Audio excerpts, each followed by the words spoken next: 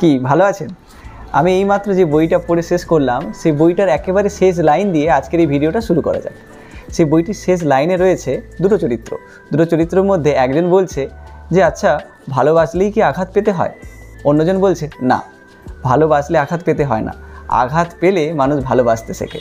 তো এই সুন্দর দুটো লাইন দিয়ে এই উপন্যাসটা শেষ হচ্ছে এবং আপনারা কভারটা দেখে বুঝতেই পেরে গেছেন যে আমি যে বইটা নিয়ে কথা বলবো সেই বইটা কোনো প্রেমের উপন্যাস নয়। তাহলে এই রকমের লাইন দিয়ে শেষ করার মানে কি, বা এই বইটি কেমন, এই সব কিছু জেনে নেব এই ভিডিওতে। তো যারা এই বইটি পড়েননি বা ভূতের বই বা ভূতের গল্প বই খুঁজছেন, তাহলে এই ভিডিওটি আপনার জন্য। তাহলে চলুন, একেবারে দেরি নয়, তাহলে দেরি কিসের? আমি সুমন, আপনি বই পোকা, স্বাগত বাবাই দা বুক টিউবে।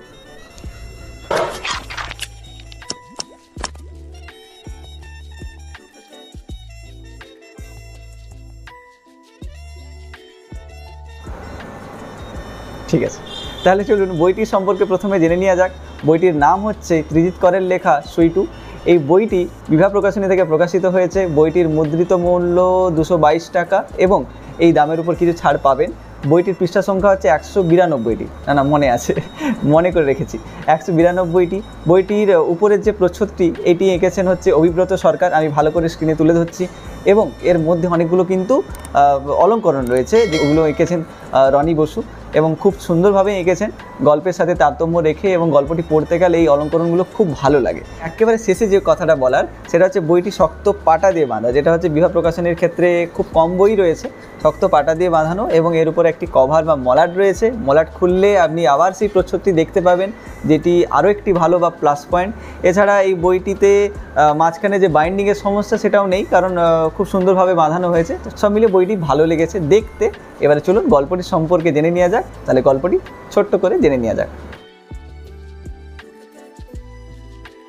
তাহলে বইটির গল্পটিকে একটু ছোট করে বলার চেষ্টা করি। বইটির গল্পটি আসামের একটি গ্রামকে ঘিরে। এই গ্রামটি পাহাড় ঘেরা, মানে চারদিকে পাহাড় রয়েছে, এবং এই গ্রামের আশেপাশে রয়েছে একটি জনপ্রিয় স্কুল, যে স্কুলটির নাম হচ্ছে দি হোপ। এই দি হোপ বা এই হাই স্কুলকে ঘিরেই সমগ্র গল্প বা উপন্যাসটি। এই হাই স্কুলে পরপর রহস্যজনকভাবে ঘটতে থাকে একের পর এক মৃত্যু, যে মৃত্যুগুলি আত্মহত্যা না মার্ডার কেউ ধরতে পারে না, এবং তার জন্য স্কুলের সমস্ত ছাত্রছাত্রী থেকে শিক্ষক শিক্ষিকা সবাই ভয়ে একদম জড়সড় হয়ে যায়। এই পরপর মৃত্যুগুলোর পর সবারই ধারণা হয় যে সে ফিরে এসেছে। ভাই, কে ফিরে এসেছে? ফিরে এসেছে যে যাকে নিয়ে এই বইটির নাম বা নামকরণ, অর্থাৎ সুইটু। সুইটু হলো এখানের গল্পের বা এই গল্পের মেন চরিত্র বা মেন ভূত বা অলৌকিক চরিত্র। এই ভূত অর্থাৎ সুইটু এক এক করে সবাইকে টেনে নিয়ে যায় এবং 3 তলায় গিয়ে মেরে দেয়। তো সবাইকে বলে দেওয়া হয়েছে যে এই 3 তলাতে যাওয়া নিষিদ্ধ। তো সবার মাথাতে কী যে ভূত ভেটেছে, হ্যাঁ সত্যি ভূতই ভেটেছে, যে সবাই ওই 3 তলাতেই যায় এবং টুকটুক করে মরতে শুরু করে। তো এতগুলো মৃত্যুর পর সবারই ভয়ে এবং ধারণা একদম স্পষ্ট হয়ে যায় যে সুইটু ফিরে এসেছে। হলো এই সুইটু কে, বা এই সুইটু স্কুলের স্টুডেন্টগুলোকেই মারছে কেন ধরে ধরে, আর 3 তলাতে গিয়েই মারছে কেন? অন্য কোথাও তো মারতে পারে। পরে জানা যায় এই সুইটু ছিল এই স্কুলেরই একজন স্টুডেন্ট। তবে তাকে মারা হয় না সে আত্মহত্যা করে, সে ব্যাপারে কেউই কিছু জানে না। শুধু সে মারা যায় এবং মারার পরে বলছি, অর্থাৎ সে মারা যায় এবং সে মরে যাওয়ার পরেই এই স্কুল থেকে সে আর যায় না। তবে সমাধান করার জন্য আমরা এই স্কুলেরই 3 জন ছাত্রছাত্রীকে দেখতে পাই, যারা এই গল্পের মূল চরিত্রগুলোর মধ্যে এক একজন। চরিত্রগুলির নাম হচ্ছে কাজরি, রিহন, জুনেলা। এরা 3 জন মিলে এই সমস্ত সত্য বা এই কাহিনীটা, অর্থাৎ সুইটুকে কেন মারছে বা সুইটুকে কিভাবে আটকানো যায়, এই সমস্ত বিষয়টা কিন্তু এরাই গল্পের মাধ্যমে আমাদেরকে, অর্থাৎ পাঠকদেরকে জানায়। তবে সাইডে একটা কথা বলে রাখি, এই 3 জনের মধ্যে আবার একটা লাভ ট্রায়াঙ্গেল রয়েছে। তো এর মধ্যে কে চলে যায় বুঝতেই পারছেন, একজন টপকে যাবে আর আরেকজন হচ্ছে থেকে যাবে। তো কে টপকে যায় আর কে থেকে যায় সেটা আমি নাই বা বললাম, সেটা আপনারা গল্প পড়েই বুঝতে পারবেন। সব মিলিয়ে এটাই যে স্কুলে একটা ভূত ঢুকেছে, সেই ভূত স্কুলের ছাত্রছাত্রীদেরকে মারছে কোনো একটা কারণের জন্যই, এবং সে কারণ কি এবং সে ভূতকে তাড়াবো কী করে, এবং এই ভূতকে ভূত বানানোর পেছনে কাদের হাত রয়েছে, এসব জানার জন্য আপনাদেরকে এই বইটি পড়তে হবে। আপনারা যদি এই বইটি পড়ে থাকেন তাহলে আমাকে কমেন্ট বক্সে জানিয়ে দিতে পারেন যে আপনাদের এই বইটি কেমন লেগেছে। আমার কিন্তু না, বইটির ভালো দিক এবং খারাপ দিকগুলো জেনে নেওয়া যাক। তাহলে চলুন প্রথমে আমরা খারাপ দিকগুলোর ক্ষেত্রে চলে আসি, কারণ খারাপ দিক খুব একটা বেশি নেই। তো প্রথম খারাপ দিক হচ্ছে গল্পটা আপনার একটা সময় গিয়ে মনে হবে অনেকটা লেন্দি, মানে অনেকটা বড়। কিছু কিছু জায়গা বা কিছু কিছু অংশ একটু হলেও ফাস্ট ফরওয়ার্ড যাওয়া যেত, তবে খুব বেশি না, মানে ধরুন ওই 10-15 পাতা কমানো যেত, যেটা নেগেটিভ বলা যায় না, এটা হতেই পারে। আমার ক্ষেত্রে এটা একটু স্লো লেগেছে, একটু একদম পুচকি স্লো লেগেছে, অনেকের ক্ষেত্রে এটাই ঠিকঠাক লেগে থাকবে।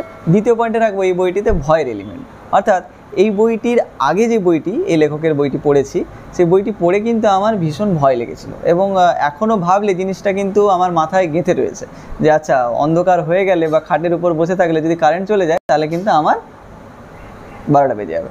এই হচ্ছে ব্যাপারটা। তো আগের বইটা পড়ে খুবই ভয় লেগেছিল এবং ভয়ের এলিমেন্টগুলো খুব সুন্দরভাবে কাজ করেছিল। এই বইয়ের যে ভয়ের এলিমেন্টগুলো খুব একটা আমার জন্য কাজ করেনি, অনেকের জন্য কাজ করতেও পারে, কিন্তু আমার খুব একটা কাজ করেনি, ভয় লাগেনি। বইটা পড়লাম, চাপা দিয়ে রেখে দিলাম, যে সুন্দর অন্ধকারে হাঁটতে হাঁটতে ঘর চলে গেলাম, মানে ব্যাপারটা এরকম। তো ভয়ের এলিমেন্টটা আমার ক্ষেত্রে কাজ করেনি। লেখকের লেখনী নিয়ে আমার একটা কথাও বলা সাজে না, লেখকের লেখনী চমৎকার, খুব সুন্দরভাবে গল্পটি এগিয়ে চলবে। তো গল্পের প্লটটিও খুবই সুন্দর এবং লেখনীও খুবই সুন্দর। 3 নম্বরে রয়েছে গল্পের অলঙ্করণ।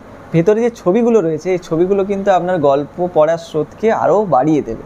আপনার খুব ভালো লাগবে যে ভূতটাকে যখন আপনি দেখতে পাবেন, বা যেটাকে মেরেছে বা যে স্টুডেন্টটাকে মেরেছে তার ডেড বডিটাকে যখন আঁকা হয়েছে, আপনি যখন দেখতে পাবেন, আপনার মানে পড়ার দিক থেকে খুব ভালো লাগবে যে হ্যাঁ, এই জিনিসটা আমি কল্পনা করেছিলাম মিলে গেছে।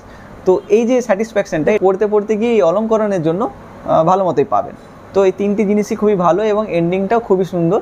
কোথাও না কোথাও গিয়ে শেষের দিকে বুঝতে পারা গেছিলো যে ব্যাপারটা কী হতে পারে, কিন্তু গল্পটা যখনই মনে হবে যে একটু মনোটোনাস হয়ে যাচ্ছে বা খুব বেশি ব্যাখ্যা হয়ে যাচ্ছে, লেখক এখানে খুব সুন্দর একটা কাজ করেছেন। যখনই মনে হয়েছে যে জিনিসটা খুব বাড়তি হয়ে যাচ্ছে বা খুব একঘেয়েমি টাইপের হয়ে যাচ্ছে, তখনই লেখক টুক করে একটা টুইস্ট দিয়ে দিয়েছেন। এই ছোট্ট ছোট্ট টুইস্ট দিয়ে গল্পটাকে আরও ইন্টারেস্টিং করে দিয়েছেন এবং শেষ পাতা অবধি আপনার বোর হওয়ার কোনো চান্স নেই। তাই আমি বলবো এই বইটি যদি আপনি পড়ে না থাকেন তাহলে অবশ্যই পড়ে ফেলতে পারেন এবং পড়ার পর আমাকে কিন্তু জানাবেন যে বইটি আপনার কেমন লাগলো। তো এই ছিল আজকের আমার রিভিউটি কেমন লাগলো আপনি আমাকে জানাতে পারেন। ভিডিও অনেক দেরি করে আনছি, তার জন্য অনেক সরি। আর পরবর্তী রিভিউ কোন বইয়ের আপনি পেতে চান সেটি আমাকে কমেন্ট বক্সে জানিয়ে দেবেন। ঠিক আছে, আমি আসি, হ্যাঁ, ভালো থাকবেন।